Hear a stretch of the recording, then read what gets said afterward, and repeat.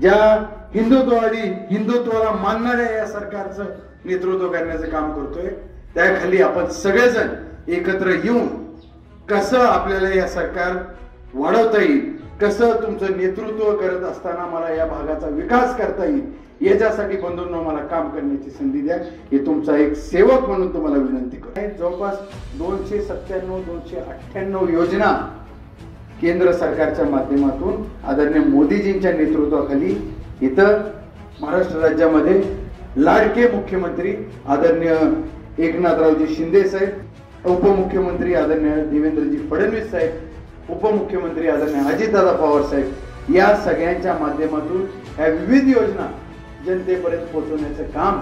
आम्ही करतोय. ते योजना अजून खालपर्यंत व्यवस्थित पोहोचत नाही, पण मी तुम्हाला आज शब्द देतो, काम करत असताना सुद्धा जसं प्रभू रामचंद्र